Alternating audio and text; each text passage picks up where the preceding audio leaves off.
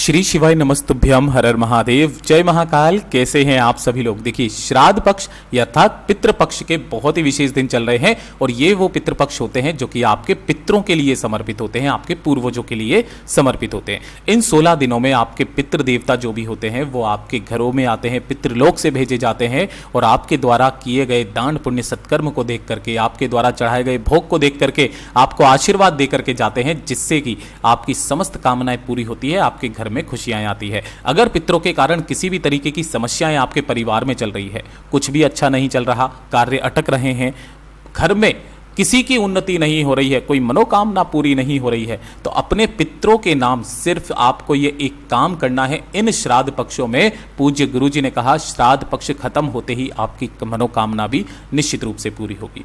पूज्य गुरुजी की कथा से सुन करके और समझ करके पूरे उपाय को बड़े ही आसान भाषा में आपको बताऊंगा, परंतु उससे पहले आप सबसे एक छोटी सी प्रार्थना, जो लोग पहली बार आए हैं चैनल को सब्सक्राइब जरूर कीजिएगा और वीडियो को लाइक करके देवादिदेव महादेव जी का कोई सा भी प्यारा नाम कमेंट बॉक्स में लिखना मत भूलिएगा। इस पूरे वीडियो में हम 3 महा उपायों के बारे में बात करेंगे जो कि आपकी अलग अलग कामना पूर्ति के लिए सिद्ध होंगे, तो ध्यान से सुनना, समझने की कोशिश करना। लेकिन उपायों को बताने से पहले पूज्य गुरुजी ने एक बहुत ही विशेष और रोचक जानकारी दी थी कि अगर आप महादेव की भक्ति करते हैं, आप किसी भी भगवान की भक्ति करते हैं, तो भगवान से सीधा कांटेक्ट करने में आपके पितरों का सबसे बड़ा हाथ होता है। जब आपके घर के पितर खुश होते हैं तब महादेव जी भी ये कहते हैं, ये खुद पूज्य गुरुजी के वचन है कि जो व्यक्ति अपने घर के पितरों का इतना आदर सम्मान करता है, उन्हें इतना खुश रखता है, वो भक्त मुझे कैसे दुखी करके रख सकता है। उसकी सारी मनोकामनाएं भगवान निश्चित रूप से पूरी करते हैं। पूज्य गुरुजी ने कहा कि अपने पितरों के निमित्त ये 16 दिन आपको पूरे सच्चे मन से उनके लिए भोग, उनके लिए जो भी सत्कर्म करना है, जो दान पुण्य करना है ना, पूरे सच्चे मन से करना। इन 16 दिनों के बाद में आपके घर में जितनी खुशियां आएगी किसी और उपाय को करने से नहीं आएगी। सबसे पहले बात करते हैं पहले वाले उपाय की। देखिए, पहला वाला जो उपाय पूज्य गुरुजी ने बताया कि आपको अपने पितरों के निमित्त अगर आपकी कोई मनोकामना पूरी नहीं हो रही है, कोई इच्छा पूरी नहीं हो रही है, तो केवल एक काम ये पितृपक्ष में करके देख लीजिएगा। पूज्य गुरुजी ने कहा महादेव नहीं, खुद पितर आपको आशीर्वाद देंगे, आपकी इच्छा निश्चित रूप से पूरी होगी। पूज्य गुरुजी ने जैसा बताया बिल्कुल वैसा ही बताऊंगा, ध्यान से सुनिएगा। इसके लिए आपको चाहिए क्या, सबसे पहले आपको एक दीपक तैयार करना है। यह दीपक जो होगा पितरों के लिए होगा, तो इसके अंदर आप जो बत्ती लगाओगे वो लगाओगे लंबी बाती, ठीक है, और इसके अंदर भरना होगा गाय का घी। ये चीज की गलती मत करना, इसके अंदर गाय का घी भरना। तो सबसे पहले आपको इस तरीके से एक दीपक तैयार कर लेना है। एक तांबे के कलश में आपको जल भर लेना है, हो सके तो इसके अंदर थोड़ा सा 2 से 4 बूंदे गंगा जल की जरूर मिला लेना, ठीक है।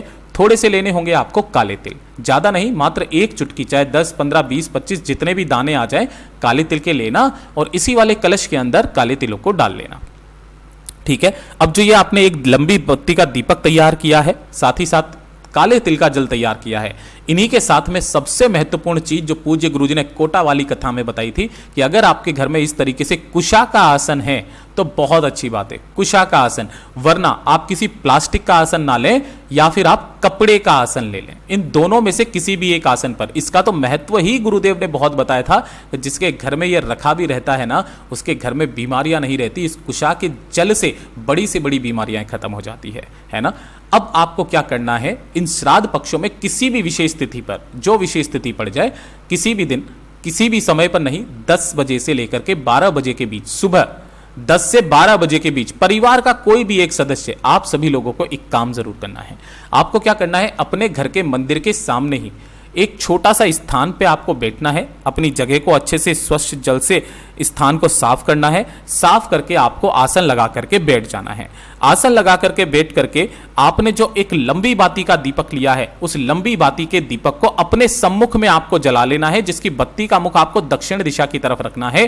क्यों? क्योंकि यह आपके पितरों की दिशा है, तो इसीलिए आपको दक्षिण दिशा में इसकी बत्ती का मुख रखना और उसी के पास में उस कलश को आपको रख देना है, ठीक है। उसके बाद में जो पूज्य गुरुजी ने एक मंत्र बताया, एक पाठ बताया अपने पितरों के निमित्त, उस पाठ को आपको करना है। मैं यहां पर पढ़ करके तो नहीं बता सकता हूं, आप इसका स्क्रीनशॉट ले लीजिएगा। सबसे पहले पृष्ठ पर आपका आएगा ये वाला, जिसे पितृ सुक्त पाठ कहते हैं, इसका आपको पाठ करना है। दूसरा जो आएगा वो ये वाला आएगा। तीसरे नंबर पर जो आएगा वो ये वाला आएगा। ये पूरा का पूरा लाइन से बताता चला जा रहा हूं और चौथे नंबर पर ये यहां पर आकर के खत्म हो जाएगा। इसका मात्र आपको सामने पितृ दीपक लगा करके इसका पाठ करना है। पाठ करने के पश्चात आपको ऐसा का ऐसा ही स्थान पर ढोक दे करके उठ जाना है। वहां से ना दीपक उठाना है ना ही कलश उठाना है। जब शाम का समय आएगा, है ना, कब, जब शाम का समय आएगा, तब शाम के समय पर पाठ करने के बाद में जब शाम का समय आएगा तो जो आपने यहां पर दीपक तो खत्म बंद हो जाएगा, जो आपने 1 लोटा जल लिया है वो शाम होने से पहले, मतलब कि जो प्रदोष काल आएगा, गुरुदेव ने कहा प्रदोष काल लगने से पहले उस जल को ले जाकर के किसी भी पीपल के पेड़ में जाकर के समर्पित करके आ जाना, जो काले तिल का जल है।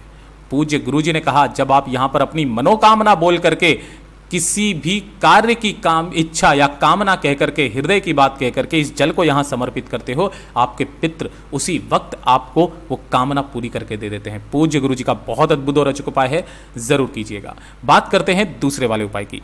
दूसरा वाला जो उपाय पूज्य गुरु जी ने ये वाला उपाय करने के लिए बोला है, अपने पितरों के निमित्त, अपने पितरों की प्रसन्नता के लिए आप सभी लोगों को अपने घर पर इस वाले उपाय को जरूर करना है। इन 16 दिनों में से किसी भी एक दिन, किसी भी एक दिन, बस एक बार आपको यह काम जरूर करना है।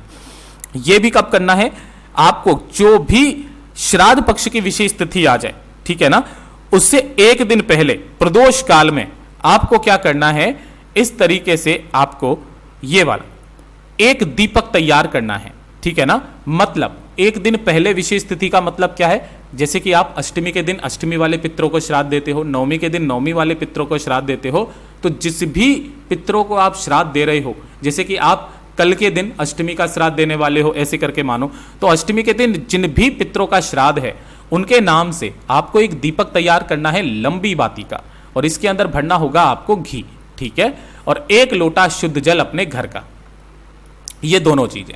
और जो आपके घर का है ना, आपके घर में दक्षिण दिशा में, यह चीज ध्यान रखना, दक्षिण दिशा में जो भी खाली स्थान हो, है ना, खाली स्थान हो, चाहे कोई कमरा हो, कुछ भी हो, उस खाली स्थान पर जाकर के इस दीपक को वहां पर रख देना, जिसकी बत्ती का मुख दक्षिण दिशा की तरफ रख देना, और उसी के पास में एक कलश यहां पर रख देना रात्रि को, एक दिन पहले ही। जैसे कि अष्टमी के दिन आपके जिन पितरों का श्राद्ध डलने वाला है, उन पितरों के नाम से दक्षिण दिशा की तरफ बत्ती का मुख करके दक्षिण दिशा में अपने घर के उन दोनों चीजों को जब व्यक्ति रख देता है, पितृ आने से पहले ही उसके घर में खुशियां ला देते हैं। पूज्य गुरुजी ने कहा, शिव महापुराण में वर्णित है कि जिस घर के व्यक्ति में से कोई भी एक व्यक्ति इस उपाय को कर लेता है ना, उसके घर में खुद शिव निवास करते हैं, पितरों का आशीर्वाद सदैव बना रहता है। अब बात करते हैं तीसरे वाले उपाय की, जो कि आपको करना ही करना है। देखिए, आप सभी लोग अपने घरों में पितरों के लिए भोग तो लगाते ही हो, आपके सबके घरों में खीर पूड़ी सब कुछ बनता है। ये तो मैंने आपको पहले भी बताया था कि आपको पितृपक्ष में कौन कौन सी चीजें अपने घर पे लेकर के नहीं आनी है, कौन सी 2 सब्जियां नहीं खानी है, सब कुछ। लेकिन जब भी आप पितरों की थाली लगाते हो ना, तो उस पितरों की थाली में एक चीज का रखना सबसे ज्यादा अनिवार्य होता है। पूज्य गुरुजी ने कहा कि वो एक चीज आपके द्वारा किए गए सभी उपायों का फल एक ही बार में जीव को प्राप्त करवा देती है। वो क्या है, वो है उड़द की दाल। कौन सी? उड़द की दाल। आपको ये उड़द की दाल उनकी थाली में जरूर रखनी है। अब उड़द की दाल कैसे रखेंगे भैया, सूखा रखेंगे क्या? नहीं। पूज्य गुरुजी ने कहा इस उड़द की दाल की या तो आप उड़द की दाल से बनी हुई इमरती ले लें, है ना, जैसे हमारे घर में इमरती का बहुत बड़ा प्रचलन है, तो चाहे किसी भी पितृ का हो वहां पर इमरती का रखना बहुत ज्यादा जरूरी हो जाता है। इमरती नहीं है, दही बड़ा आप रख दीजिए, है ना, ये भी उड़द की दाल से बनते हैं, या फिर उड़द के दाल की पकौड़ी, कुछ भी आप रखिए, लेकिन उनके भोग में उड़द की दाल का प्रयोग जरूर करना। गुरुदेव ने कहा उसके बाद में जो आपके घर में सुख शांति समृद्धि आएगी, बताइएगा जरूर। पूज्य गुरुजी के सभी उपाय बहुत ही ज्यादा खास और अद्भुत है, जरूर कीजिएगा। वीडियो पसंद आए तो लाइक जरूर करना, चैनल को सब्सक्राइब जरूर कीजिएगा। मैं आपसे मिलता हूं अगले वीडियो में, तब तक के लिए ओम नमः शिवाय, हर हर महादेव, जय महाकाल।